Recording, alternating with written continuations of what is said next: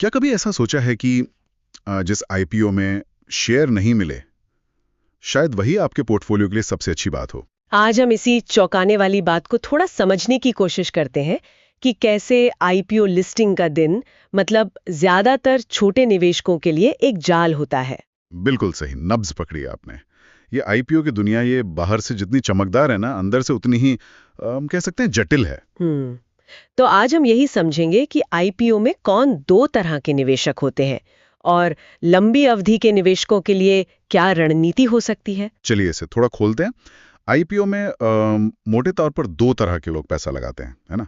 एक तो वो जो लिस्टिंग के दिन ही शेयर बेचकर निकलना चाहते हैं, मतलब लिस्टिंग गेन वाले। हाँ, लिस्टिंग गेन वाले। और दूसरे वो जो कंपनी के भविष्य को देखकर लंबी अवधि के लिए हिस्सेदार बनना चाहते हैं। बिल्कुल। और जो सिर्फ लिस्टिंग गेन के लिए आते हैं ना, वो अक्सर कुछ चीजों पर बहुत भरोसा करते हैं, जैसे कि सब्सक्राइब हुआ या फिर उसका ग्रे मार्केट प्रीमियम यानी जीएमपी क्या चल रहा है। हाँ, जीएमपी की तो बहुत चर्चा होती है, लेकिन एक मिनट, कई लोग कहेंगे कि जीएमपी ही काम तो करता है। मतलब मैंने खुद देखा है कि जिन आईपीओ का जीएमपी 500 रुपए है, वो लगभग उतने ही प्रीमियम पर लिस्ट होते हैं। तो क्या ये पूरी तरह से बेकार है या इसमें कोई सच्चाई भी है? ये बहुत ही दिलचस्प सवाल है। देखिए, जीएमपी पूरी तरह से बेकार नहीं है, लेकिन ये भरोसेमंद भी नहीं है। ये बस डिमांड और सप्लाई का एक अनौपचारिक इंडिकेटर है, कंपनी के असली कीमत नहीं दिखाता। अच्छा, मतलब ये सिर्फ एक हवा बनाता है। हाँ, एक हवा बनाता है जिसे देखकर रिटेल निवेशक, वो जो कहते हैं ना एफओमो, फेयर ऑफ मिसिंग आउट, उसमें आ जाते हैं। जैसे एलआईसी के आईपीओ का जीएमपी पॉजिटिव था, लेकिन वो भारी नुकसान पर लिस्ट हुआ। और पेटीएम तो उसका सबसे बड़ा उदाहरण है। बिल्कुल, पेटीएम जहां इतने बड़े ब्रांड के बावजूद ऊंचे वैल्यूएशन के कारण वो अपनी इश्यू प्राइस से बहुत नीचे लिस्ट हुआ। तो इसका मतलब ये हुआ कि एक लंबी अवधि के निवेशक के लिए आईपीओ का दिन खरीदने का सबसे खराब दिन है। ये तो कुछ ऐसा हुआ कि किसी शानदार पार्टी का निमंत्रण मिला और जब हम पहुंचे तो पार्टी खत्म हो रही थी और बस बिल हाथ में थमाया जा रहा था। बिल्कुल सही कहा आपने। और इसकी वजह यह है कि रिटेल निवेशक उस पार्टी में सबसे आखिर में पहुंचते हैं।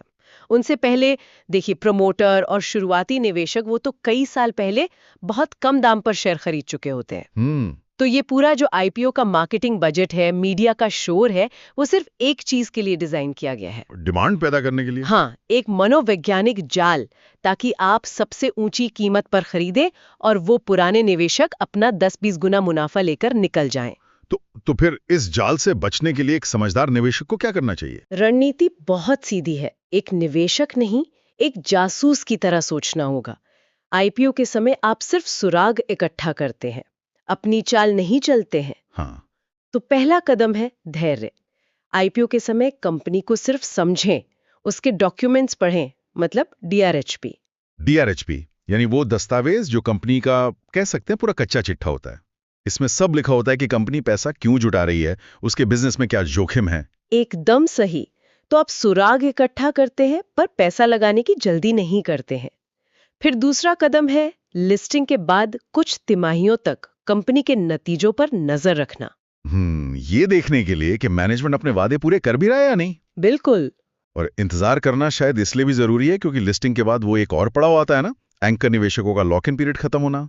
मतलब वो बड़े खिलाड़ी जिन्हें आईपीओ से पहले शेयर मिलते हैं और 30 या 90 दिन बाद, हाँ, जब वो अपने शेयर बेच सकते हैं। हाँ, तो बाजार में एक सप्लाई शॉक आता है ना। आपने बिल्कुल सही पॉइंट जोड़ा है। ये कुछ ऐसा है जैसे एक बांध के दरवाजे खोल दिए गए हों और शेयर्स की बाढ़ आने से कीमत अपने आप कम हो जाती है। असली मौका तो तभी आता है ना, जब आईपीओ की शुरुआती चमक फीकी पड़ जाती है।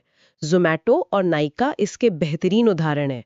वो लिस्टिंग के कुछ समय बाद अपनी इश्यू प्राइस से काफी नीचे आ गए थे। तो वही सही समय है खरीदने का। हाँ, जब कीमत सही लगे और उसके बारे में कोई बात ही ना कर रहा हो, तब धीरे धीरे अपनी पोजीशन बनानी चाहिए। तो कुल मिलाकर बात यह है कि आईपीओ में निवेश का सबसे अच्छा समय अक्सर लिस्टिंग के कई महीनों बाद आता है, जब सारा शोर, सारा उत्साह खत्म हो चुका होता है। बिल्कुल।